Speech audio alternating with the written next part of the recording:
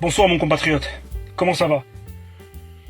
On avait prévu de tourner ce soir, on va tourner quand même, malgré qu'on soit dans le noir comme tu constates, à cause d'Eneo.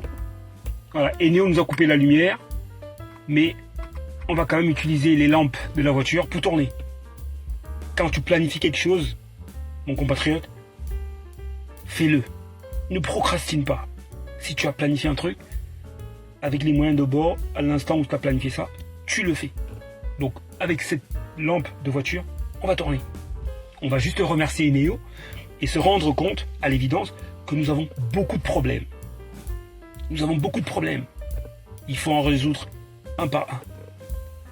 Bref, donc cette vidéo, mon compatriote, pour analyser un petit peu avec toi, sans être très long, la vidéo que nous avons postée récemment sur la plateforme.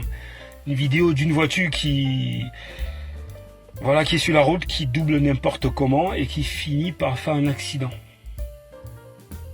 N'importe comment.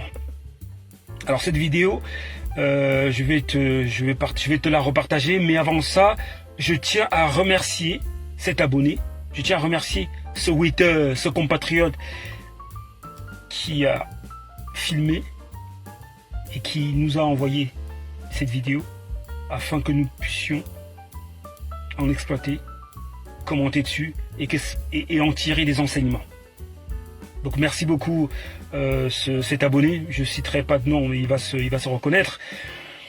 Et donc cette vidéo je te la remets là. Donc on a ce camion qui fume beaucoup, hein, mais bon, je sais pas si le contrôle technique est d'actualité, mais bon, c'est la réalité, on va pas changer ça.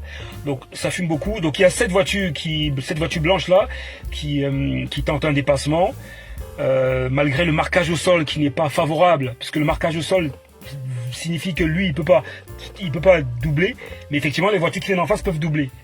Donc là, il y a cette voiture donc qui double, et il y a cette voiture là. Voilà, c'est cette voiture là. C'est sur cette voiture là qu'on va insister. Donc qui arrive. Déjà la distance de sécurité entre la voiture et le camion, elle n'est pas bonne. Elle n'est pas bonne. Donc il tente un dépassement hasardeux, malheureusement. Il colle trop le camion, c'est pas bon non plus. Donc il essaie de redoubler une deuxième fois. Franchement, c'est terrible. C'est terrible de constater que on roule encore comme ça. Là, c'est pas la faute du gouvernement. Là, c'est pas la faute. La route est étroite, certes, mais comme on le dit souvent, il faut composer avec. Donc, il a pu doubler là. Il est parti, très bien. Il est parti. Mais on voit que la voiture, le moteur n'est pas puissant. On se pose la question. On se pose plusieurs questions. Le conducteur, est-ce qu'il est lucide? Est-ce qu'il n'est pas en état d'ébriété? Est-ce qu'il est sobre, le conducteur là? Ça c'est une question qu'on se pose. Bon, j'espère qu'il a son permis puisqu'il a une voiture, ce qui n'est pas toujours garanti, mais on espère. Mais en tout cas, vu le comportement là, il est tout sauf lucide. Il est tout sauf lucide. Je veux dire, c'est sûr qu'il a potentiellement 3-4 bières ou plus dans le nez. Ce qui n'est pas bon. Et je n'aimerais pas être à la place des passagers. Parce que, figure-toi mon compatriote, on a pu finalement avoir quelqu'un au téléphone qui nous a un peu expliqué ce qui s'est passé. Donc c'est quelqu'un qui est en voyage, qui prend des passagers en route, il voyage avec eux.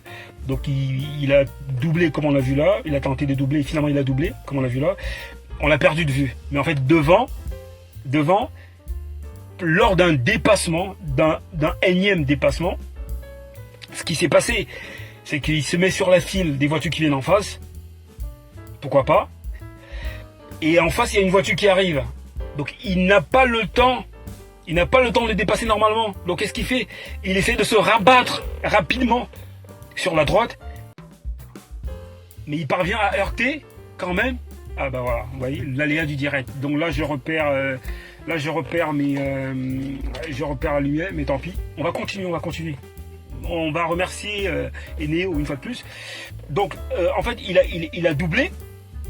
Il a doublé machin. Et pendant son dépassement, il y a une voiture qui vient en face. Et donc, qui l'a percuté sur la latérale gauche?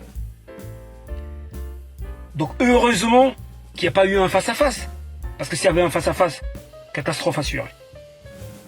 Catastrophe assurée. Donc il a eu le temps de se déporter sur la droite. Heureusement pour lui, une fois de plus, il n'y a pas de ravin sur la droite. Voilà les points qui montrent qu'on n'est jamais en sécurité. Et moi, je plains toujours ces passagers qui sont montés dans la voiture. Voilà, on monte dans la voiture, on a pris un personnel, on va arriver à bon port. On a frôlé le pire là. On a frôlé le pire là. Et pourquoi? Parce que les passagers n'ont pas eu le choix de leur conducteur. Le conducteur doit avoir le choix de ses passagers et le passager doit avoir le choix de son conducteur. On doit pouvoir recenser ces personnes-là. On doit pouvoir retracer ces comportements. On doit pouvoir commenter ces comportements pour que les prochains passagers évitent des conducteurs pareils. C'est comme ça qu'on va pouvoir diminuer le nombre de morts sur les routes. Mon compatriote, on a beaucoup de problèmes. Eneo, les routes, les accidents, etc. Un problème résolu, c'est un problème de moi. Et donc là, on a cette plateforme qui va être disponible, qui est téléchargeable sur Play Store et Apple Store. Et ça vient nous résoudre un problème sur la route. Voilà mon compatriote, je ne veux pas être long. Je te souhaite une très bonne soirée et je te dis à très bientôt sur nos plateformes. Rejoins-nous, abonne-toi pour qu'ensemble on puisse faire comme ce compatriote qui nous a partagé cette vidéo afin qu'on puisse s'édifier ensemble, qu'on puisse grandir ensemble et limiter le nombre d'accidents sur les routes. Bonne soirée à toi.